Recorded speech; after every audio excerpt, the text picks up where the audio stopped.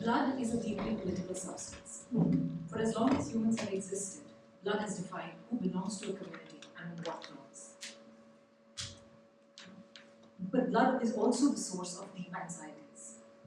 In ancient societies, these societies are often built on myths of fratricide. Think of ancient Rome, Remus and Romulus, the civil wars in ancient Greece, or even the Mahabharata, which narrates the story of a great Indian fratricide that wipes out entire generations despite divine intervention. But it's not just ancient societies. Modern nations too are often built on or in the aftermath of civil war.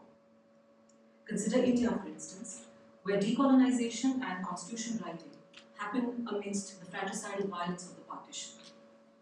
And yet, legal theory has very little to say about civil war or fratricide.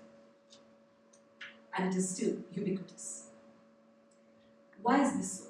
Why is law so afraid of blood?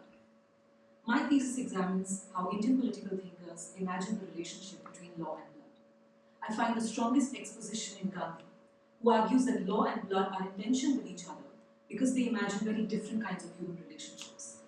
On one hand, you have law, which imagines contractual relationships based on reciprocity. Two parties meet, exchange promises, come to an agreement. If something goes wrong down the line, law through the judge intervenes.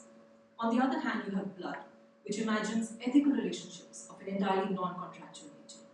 If you think about it, you do things for your kin not because you expect guarantees of reciprocity from them in return, but just because they are your kin. And it's precisely this ethical register that Gandhi marshals when he advises Hindus and Muslims to stand by each other as blood brothers and not expect promises in return.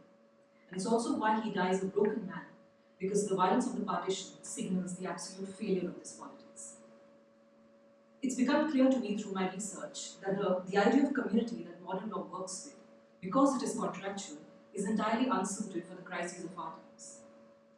It only uses blood to wall up the nation.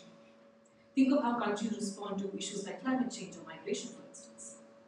My thesis argues instead, with Gandhi, for a different kind of community, a community of blood that is non-national. I ask, what do we think of the blood flowing through our veins as the shared human substance, the shared substance of humanity? What if we see it as proof of our kinship, actual and potential, past and future? What if we are not already strangers on this island?